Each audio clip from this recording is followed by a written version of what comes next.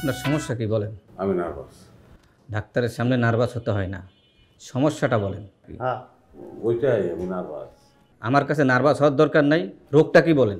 ভাই ওইটাই আমি ওই বেটা কষ্ট গেল হয়েছে কি, মানে ওর রোগটাই ওইটা, নার্ভাসনেস। এই কারণে তার চাকরি হইতেছে না, সে যে বিয়ে করবে সে বিয়েও করতে পারতেছে না, বুঝতে পারছেন? ও, বুঝতে পেরেছি।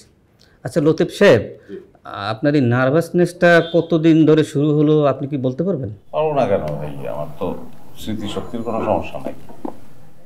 এটা ছোটবেলা থেকে। এর জন্য দায়ী হচ্ছে পুলিন বাবু, আমাদের অঙ্কের শিক্ষক। আমি তখন ক্লাস 6-এ পড়ি, হাই স্কুলে। পুলিন স্যার ক্লাসে ঢুকতেন, অঙ্ক করতে দিলেন, না পারলেই ডাস্টার দিয়ে মাথার মধ্যে টুকটুক করে বাড়ি দিতেন। সেইখান থেকেই আমি সবসময় পুলিন স্যারের ব্যাপারে আতঙ্কিত থাকতাম এবং অঙ্ক না বুঝলেও ভয়ে বলতাম না যে স্যার অঙ্কটা বুঝি নেই। তারপর আর কি, তারপর অঙ্ক ক্লাস করা বাদ দিলাম। অঙ্ক ক্লাস করা বাদ দিলে কি হবে, পুলিন স্যারের আতঙ্ক মাথা থেকে গেল না। স্কুলে আসলেই মনে হইতো যে পুলিন স্যার আছে আশেপাশে, রাস্তা দিয়ে হাঁটলে মনে হইতো যে বটগাছটার আড়ালে পুরো পুলিন স্যার, ঘরের মধ্যেও মনে হইতো যে আমার খাটের তলে কোথাও পুলিন স্যার। একসময় পুলিন স্যার মারা গেলেন, কিন্তু এই নার্ভাসনেস রোগটা তিনি দিয়ে গেলেন আমার, ওই রোগটা আর ভালো হইল না। এবং পুলিন স্যারের মায়ের কারণে আমার এক বন্ধু পড়ালেখা ছেড়ে দিচ্ছে। টিচারদের মায়ের কারণে অনেকেরই কিন্তু পড়ালেখা হয় নাই।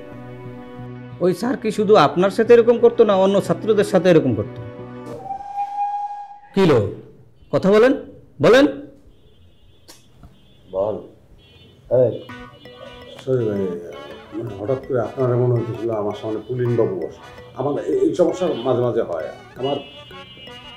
আমি প্রেম করি একটা মেয়ের সঙ্গে, খুব সুন্দর, কিন্তু তারও মনে হয় মাঝে মাঝে পুলিন বাবু। দেখি যে তার মাথায় কোনো চুল নাই, তা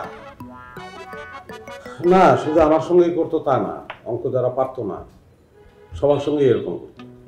বললামই তো একটু আগে কত ছেলে পেলে যে তার জন্য পড়ালেখা ছেড়ে দিয়েছে। শিক্ষকেরা একসময় অহেতুক ছাত্রদের উপরে এইভাবে মারধর করতো, আমাদের দেশে এটা প্রচলিত ছিল, আসলে এখন কিন্তু নাই, এখন পরিবর্তন হয়েছে। হ্যাঁ, সবই পরিবর্তন হয়, কিন্তু আমার নার্ভাসনেসের কোনো পরিবর্তন নাই। শুনুন, আপনি আগের ঘটনা ভুলে যান। এই ব্যাপারটি মনের মধ্যে স্থায়ীভাবে রাখলে এটি একটা বড় ধরনের সমস্যা। এটাকে এক ধরনের মনোরোগ বলে। আপনি আপনার মনোবল ধরে রাখেন। আপনি যেখানে যাবেন মনে করবেন আপনি সেখানেই রাজা, আপনার কথাই হবে শেষ কথা। কাউকে ভয় করে কথা বলবেন না, নিজের মধ্যে সততা বজায় রেখে চলবেন। চেষ্টা করব। শুধু চেষ্টা করলে চলবে না, নিজের মধ্যে মনোবল ধরে রাখবেন, খাওয়া দাওয়া ঠিক মতো করবেন, দেখবেন নার্ভাসনেস চলে গেছে। জি স্যার, আমার মনে হচ্ছে যে এখন অনেক রিল্যাক্স লাগতেছে আপনার সঙ্গে কথা বলে। মনে হচ্ছে আমার নার্ভাসনেসটা নাই। চল বলছিলাম না পুলিন, চল। আচ্ছা ঠিক আছে, চল।